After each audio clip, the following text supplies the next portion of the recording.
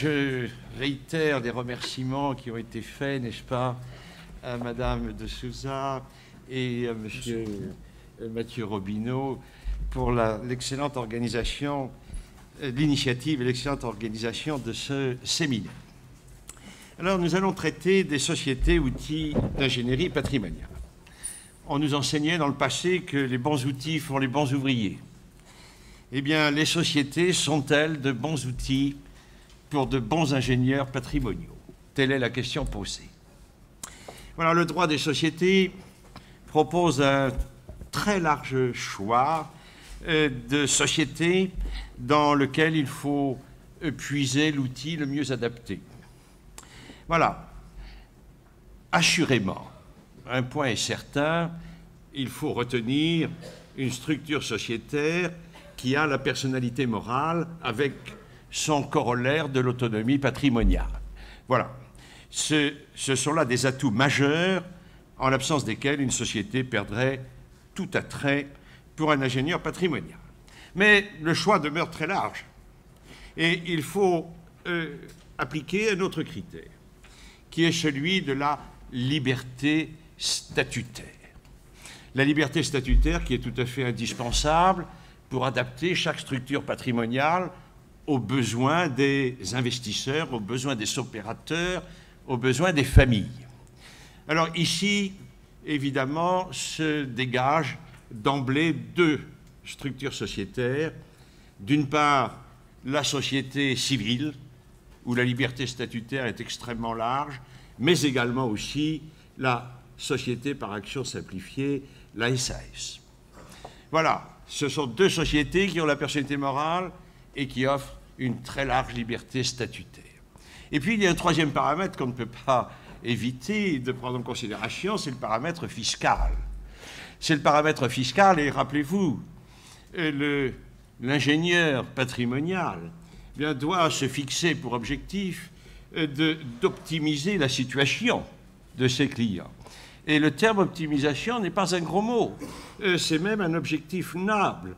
Et d'ailleurs, il serait parfaitement reprochable à un ingénieur patrimonial de méconnaître cet objectif.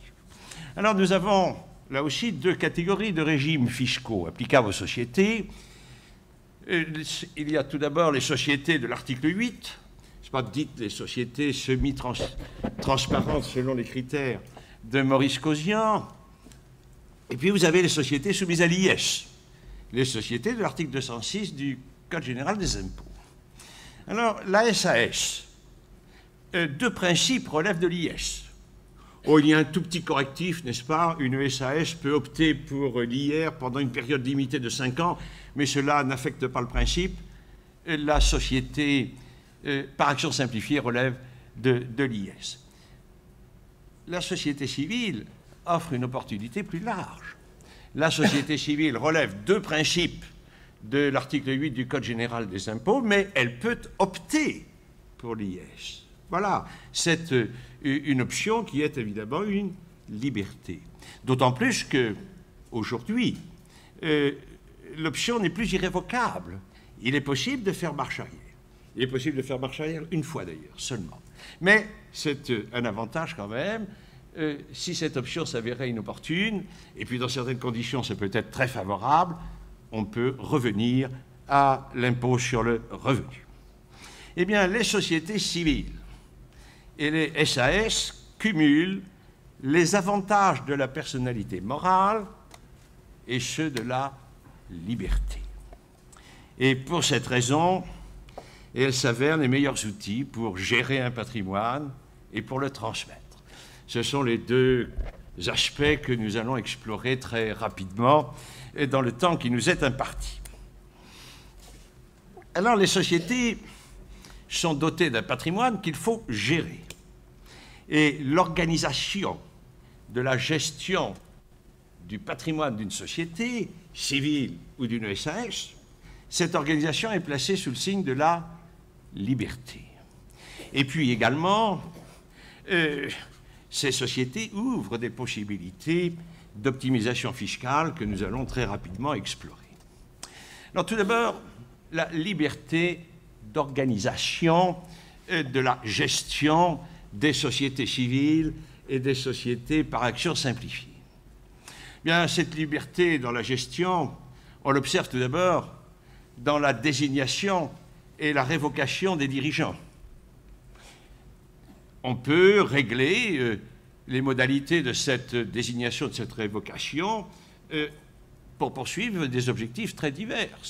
On peut avoir des dirigeants que l'on veut à sa botte. Eh bien, dans cette hypothèse, on fera en sorte qu'ils soient révocables ad nutam, s'ils désobéissent. En revanche, on peut au contraire souhaiter que les dirigeants soient irrévocables. Et cela est tout à fait possible. Et dans des montages patrimoniaux qui ont été évoqués il y a quelques instants, eh bien, on peut souhaiter assurer l'irrévocabilité des gérants. Et c'est le cas dans une société civile. On peut y parvenir. On peut également graduer les pouvoirs des dirigeants. Il y a un élément tout à fait important, n'est-ce pas, pour limiter les pouvoirs des dirigeants, c'est l'objet statutaire. Selon que l'objet statutaire est large ou étroit, eh bien, les dirigeants auront une marge de manœuvre qui sera elle-même large ou étroite. Cela détermine, allais-je dire, la longueur de la bride que l'on va fixer par lesquels on va tenir les dirigeants, même si les actes qui outrepassent l'objet statutaire ne sont pas, ne peuvent pas être remis en cause par la société dès lors que le tiers est de bonne foi. On peut également limiter les pouvoirs des dirigeants par des clauses statutaires. Mais dans tous les cas, le législateur dispose que ces clauses statutaires sont inopposables au tiers. Alors, vous le savez, ce n'est plus tout à fait vrai depuis quelque temps, parce que la Cour de cassation a admis, de façon discutable selon nous, mais elle a admis que les tiers pouvaient se prévaloir des clauses limitatives de pouvoir des dirigeants. La société ne peut pas se prévaloir de telles clauses, mais les tiers le peuvent, de telle sorte qu'indirectement, on donne une efficacité à des clauses auxquelles le législateur avait dénié tout effet.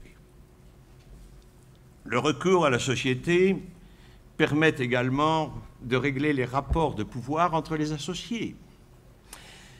La Cour de cassation, allais-je dire, elle est seule aujourd'hui à décider que le droit de vote attaché aux parts sociales ou aux actions est un droit d'ordre public.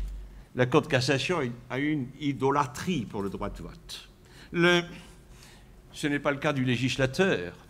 On a toujours admis, par exemple, pour les sociétés civiles, que l'on pouvait créer des parts à droit de vote plural. Cela est vrai également pour les SAS. Le droit de vote plural peut être créé sans limite. Et dans les SAS, qui plus est, on peut même créer des actions sans droit de vote. Et alors vous apercevez, grâce à ces possibilités offertes par le législateur en matière de droit de vote, on peut créer ce que l'on appelle des golden shares, c'est-à-dire avec une seule part sociale ou une seule action, avoir tout le pouvoir dans la société, grâce notamment au droit de vote plural. On peut également, et cela est vrai dans les sociétés civiles et dans les SS, on peut moduler les modalités de délibération des assemblées. On peut retenir la règle de l'unanimité. Pour certaines délibérations, on peut retenir la majorité simple pour d'autres, mais vous l'apercevez, entre l'unanimité et la majorité simple, vous avez toute la gamme des majorités renforcées que l'on peut utiliser pour établir un équilibre, un certain équilibre dans les rapports entre les associés. C'est une liberté qui est extrêmement appréciable pour s'adapter notamment à des équilibres familiaux souvent très subtils. Mais n'oublions pas, cela a été dit tout à l'heure, et il convient de le rappeler, que la personnalité morale présente des avantages en matière de liberté de gestion, mais elle a aussi ses contraintes. Il faut respecter l'autonomie patrimonial. Les associés ne peuvent pas disposer des biens de la société comme s'ils leur appartenaient. Ils appartiennent à la société. Et il était cité tout à l'heure des cas où les associés confondaient volontiers ou oubliaient l'existence de la société. Mais je voudrais citer une hypothèse que nous rencontrons souvent en jurisprudence. Ce sont les cautionnements donnés par les sociétés civiles.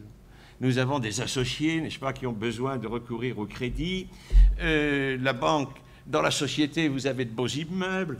La banque, justement, va demander le cautionnement de la société civile. Eh bien, la Cour de cassation, aujourd'hui, est parfaitement nette. Les cautionnements donnés par une société civile pour des engagements purement personnels des associés, ces cautionnements sont nuls. Et ils sont nuls d'une nullité absolue, parce qu'ils méconnaissent la personnalité morale. Voilà. Alors, on a tenté des détours, n'est-ce pas? Par exemple, la société civile emprunte à une banque pour ensuite sous-prêter aux associés. Et au passage, la société civile consent une hypothèque sur les immeubles dont elle était titulaire. La Cour de cassation a fermé cette voie en disant que cette opération était étrangère à l'objet statutaire d'une société civile, et plus particulièrement d'une société civile immobilière. Alors également, ça fait partie de la gestion, les sociétés permettent d'optimiser fiscalement la situation des associés. Alors, ce sont des outils d'optimisation qui permettent aux personnes physiques d'alléger leurs charges fiscales. Alors ici, c'est un vaste sujet. Je ne vais retenir que 2 exemples pour que vous sortiez d'ici un peu plus riche que lorsque vous y êtes entré. Le premier exemple est tiré de l'IFI. C'est très simple. Imaginons une personne physique qui veut réaliser un investissement immobilier locatif. Voilà, cette personne physique va acheter un immeuble de 1 million et va emprunter 1 million. IFI 0, puisqu'on est admis à imputer évidemment sur l'actif la dette contractée pour l'acquérir. Mais au fur et à mesure que ce contribuable va rembourser son prêt, eh bien, il va élargir l'assiette de l'IFI. Tous les ans, il aura un peu plus d'IFI. Il creuse sa tombe fiscale sous les yeux attendris de l'administration. Il y a un moyen d'échapper à tout cela, c'est la société civile. Le système est très simple. On constitue une société civile qui achète l'immeuble de 1 million, qui emprunte 1 million. La question qui se pose, c'est de savoir si les parts de cette société civile entrent dans l'assiette de l'IFI. Il faut, nous dit le législateur, dans l'article 972 du Code général des impôts, calculer ce qu'on appelle le coefficient immobilier. Le calcul du coefficient immobilier passe par la détermination de l'actif net de la société. De l'actif net de la société, c'est-à-dire la valeur de l'immeuble diminuée du passif contracté par la société. Mais le législateur ne permet pas la déduction de tous les passifs. Le législateur ne permet pas, par exemple, la déduction des prêts effectués par le contribuable à la société pour acheter l'immeuble. Pourquoi? Parce que dans ce cas-là, évidemment, on utiliserait la société pour contourner l'IFI. Mais ce n'est pas notre cas ici. La société a emprunté 1 million. Elle perçoit des revenus locatifs. Ces revenus locatifs servent évidemment à rembourser l'emprunt contracté auprès de la banque. Et il va se constituer dans la société civile, il va se constituer des réserves. Et alors, si on laisse les réserves dans la société civile, cela est tout à fait fâcheux, parce que le coefficient immobilier sera de 1. C'est-à-dire, on a acheté un immeuble, la société a acheté un immeuble de 1 million, on sera toujours taxable sur 1 million. Mais ce n'est pas comme cela qu'il faut faire. des réserves se constituent dans la société civile tous les ans. Eh bien, tous les ans, on distribue ces réserves. Alors vous allez me dire, soit la société civile n'a pas de liquidité. C'est pas grave. On va distribuer ces réserves par une inscription en compte courant. Et la société a une dette à l'égard de son associé qui n'est pas une dette liée à l'acquisition de l'immeuble. C'est tout simplement une dette de paiement de dividendes. Et vous l'apercevez, la société a un actif de 1 million, elle a une dette de 1 million, IFI 0. Voilà, c'est pourquoi lorsqu'on fait un investissement locatif, la précaution minimale, c'est de constituer une société civile et de procéder chaque année par une inscription en compte courant à la distribution de bénéfices, et ainsi vous neutralisez, sans vous exposer à une quelconque critique, vous neutralisez l'IFI. Je vais prendre un deuxième exemple, parce qu'il est très banal et on le pratique si souvent. C'est de cumuler les avantages de l'IS avec les avantages de l'IR. Alors, quelle est la technique? Eh bien, on constitue une société civile à l'IR qui achète un immeuble, qui emprunte pour ce faire. Les associés, le même moment, cèdent l'usufruit de leur part à une société soumise à l'IS. Alors là, tout est excellent.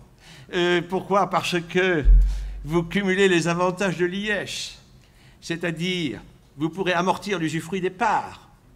Les résultats de la société à l'IR seront, en vertu de l'article 238 bis K, déterminés selon les règles de l'IS. C'est-à-dire on pourra amortir l'immeuble qui est dans la société à l'IR. Et puis, grand confort pour l'associé de la société soumise à l'IR, il ne sera pas taxé sur des revenus qu'il ne perçoit pas. C'est là l'un des avantages aussi majeurs de l'IS. Et quand l'opération va se dénouer, que l'usufruit aura pris fin, et il faut faire attention quand même dans le montage pour éviter que l'usufruit ne soit considéré comme fictif. Mais ce sont des précautions assez simples à prendre. Eh bien, à la fin, vous aurez une société soumise à l'IR qui n'aura plus de passif et dont les parts, et comme l'immeuble, pourront être cédées avec le régime des plus-values immobilières des particuliers. Nous avons cumulé les avantages de l'IS avec ceux de l'IR, et le comité de l'abus de droit fiscal a consacré cette pratique que nous ne pouvons que recommander. Alors, il nous faut aller très vite. La société est aussi un outil de transmission. Alors, de transmission à titre onéreux, je vous dis non. On ne constitue pas une société civile pour transmettre des biens à titre onéreux. À une certaine époque, oui, lorsque les droits qui s'appliquaient sur les cessions d'immeubles étaient considérablement supérieurs à ceux qui s'appliquaient aux cessions de parts et évidemment d'actions. Aujourd'hui, vous le savez, le législateur a recouru à cette notion de société à prépondérance immobilière pour décider que les droits d'enregistrement seraient les mêmes, quelle que soit la forme sociétaire, et ces droits d'enregistrement qui s'appliquent aux parts ou aux actions de sociétés à prépondérance immobilière sont très proches des droits d'enregistrement applicables aux immeubles. Donc on ne constitue pas de société aujourd'hui pour se soustraire à des droits d'enregistrement, puisqu'il n'y a rien à soustraire. Alors, à une certaine époque, ça présentait des avantages, parce qu'il n'y avait pas de droit de préemption des collectivités sur les parts sociales. Par exemple, de la même manière, le recours au crédit était plus facile, mais tous ces avantages ont disparu et n'en subsistent pratiquement que les inconvénients de constituer une société civile pour opérer une transmission à titre onéreux. En revanche, s'agissant de la transmission à titre gratuit, la société civile présente, la société civile et toutes les sociétés, mais les sociétés à caractère patrimonial particulièrement, des avantages majeurs. Alors, les sociétés permettent de perfectionner des libéralités, des transmissions à titre gratuit qui ont la qualification de libéralité. Mais également, les sociétés civiles permettent aussi de réaliser des transmissions à titre gratuit qui ne sont pas des libéralités. Je n'ai pas encore de mots pour les qualifier, vous en trouverez sûrement un. Et alors, tout d'abord, on peut perfectionner des transmissions à titre gratuit, qui sont des libéralités. Alors, ici, ce qu'il faut mettre en valeur, c'est l'effet de transformation des droits que réalise une société, l'apport à une société. L'apport à une société permet de transformer des droits immobiliers en droits mobiliers. Voilà. Et ce qui a des conséquences, n'est-ce pas, en matière de successorale, notamment pour la détermination de la loi applicable.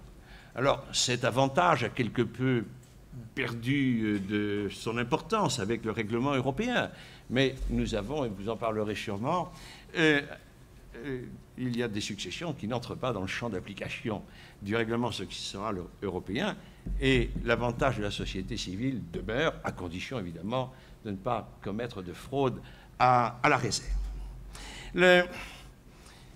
Un deuxième avantage, c'est que la société civile permet de transformer des biens impartageables en biens partageables. C'est très simple, mais c'est essentiel dans la vie des affaires. Nous avons un immeuble que nous souhaitons donner à nos enfants au pluriel. Cet immeuble, on ne peut pas le découper en tranches, et pourtant nous voulons faire une donation-partage. Comment y parvenir? Eh bien, on fait apport de cet immeuble à la société et on donne les parts sociales ou les actions de cette société aux enfants. Et puis, encore, la société permet de transformer de la nue propriété en pleine propriété. Et on en a parlé tout à l'heure, je n'y reviens pas, c'est l'apport avant cession. Cela permet notamment de neutraliser le barème fiscal d'évaluation respective de l'usufruit et de la nue propriété. On va substituer la valeur économique, n'est-ce pas, de la nue propriété. Et aujourd'hui, on peut pratiquer cette optimisation avec un haut degré de sécurité. D'ailleurs, le professeur Mortier en a indiqué le mode d'emploi de façon très précise dans un excellent article. Et puis, enfin, on peut transformer de l'usufruit en pleine propriété. On apporte un usufruit à une société, on reçoit des parts sociales ou des actions en pleine propriété. Ça peut rendre des services. Je vais prendre un exemple très simple. Des parents ont un enfant handicapé. Quel est l'objectif des parents? C'est de transmettre à leur enfant uniquement des revenus. Oui, mais l'enfant, fût-il handicapé, est un héritier réservataire. Donc on ne peut pas le priver de sa réserve. Et puis les parents souhaitent transmettre leur fortune, à la vérité, à leurs autres enfants. Alors comment concilier tous ces intérêts, toutes ces contraintes? Ben, c'est très simple. Les parents font apport de l'usufruit de leurs biens à une société civile pour la durée de vie de leur enfant handicapé. On évalue cet usufruit. Et les parents vont recevoir des parts en pleine propriété. Eh bien maintenant, on va pouvoir faire la donation-partage. On va donner à l'enfant handicapé les parts de la société civile en pleine propriété, et nous allons le remplir de ses droits à réserve ainsi, et puis nous allons donner la nue propriété des biens aux autres enfants. Et à l'extinction de l'usufruit qui a été transmis à la société pour la durée de vie de l'enfant handicapé, eh bien, les frères et sœurs vont recevoir la pleine propriété de façon exonérée d'impôts. C'est mieux qu'un legs des résiduaux. Voilà, c'est une technique qui présente beaucoup d'avantages. La transmission à titre gratuit peut s'opérer sans que ce soit une libéralité. Alors ici, je vais évoquer 3 cas. Le premier cas, je me borne à le citer, n'est-ce pas, c'est la mise en réserve par un usufruitier des bénéfices de la société. Le deuxième cas, qui est très très important, résulte d'un arrêt de la Cour de cassation qui a estimé que la modification d'une stipulation statutaire de répartition des bénéfices entre les associés ne constituait pas une donation indirecte de dividendes. Alors, de quoi s'agissait-il? Il s'agissait d'une société constituée entre les parents et les enfants. Les parents avaient un pourcentage très important des parts de la société civile, les enfants quelques petits pourcents, et on modifie la clause de répartition des bénéfices. Et l'on dit que les parents qui ont la presque totalité des parts de la société civile, eh bien, ne recevront que 10% des dividendes, et que les enfants qui ont très peu de parts recevront 90%. Et puis on met en distribution les dividendes, les réserves, et ce sont les enfants qui appréhendent la totalité des réserves. Eh bien, la Cour de cassation nous a dit il n'y a pas de donation indirecte de dividendes dans un tel cas. Alors, il est vrai, là je suivrai volontiers le scepticisme de Michel Grimaldi sur certains montages, que si cet arrêt il est lié à la maladresse de l'administration fiscale. Bon, elle ne sera peut-être pas toujours maladroite. Et dans d'autres cas, on pourrait considérer qu'il y a sans doute une donation indirecte par la modification de cette clause de répartition des dividendes. Et puis vous avez un troisième cas, tout récent. Alors c'est vraiment presque la pierre philosophale. Nous avons une société, qu'il s'agit d'une société civile, d'une société commerciale, dont les parts ou les actions sont démembrées. Parce que, par exemple, les parents ont donné la nue propriété à leurs enfants.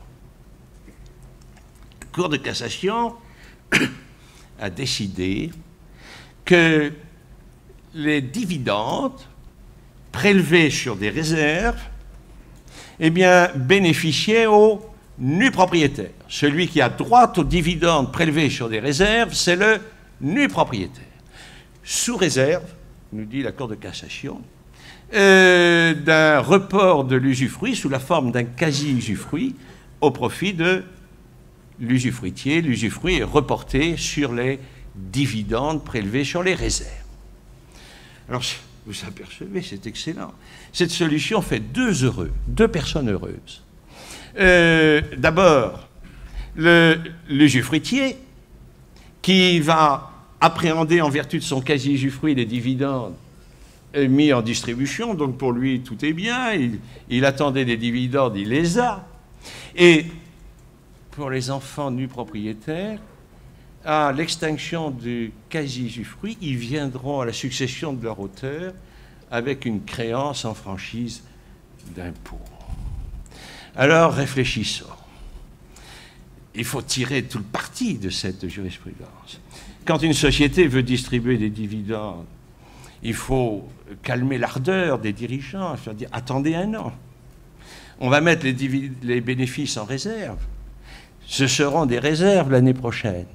Et il sera temps à ce moment-là de cueillir les fruits. On mettra en distribution ce qui est devenu des réserves et s'opérera la répartition que je vous ai dite.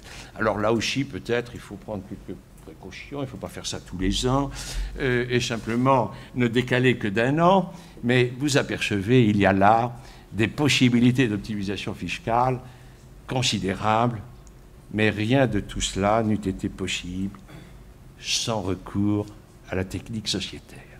Je vous remercie. Merci. Merci beaucoup.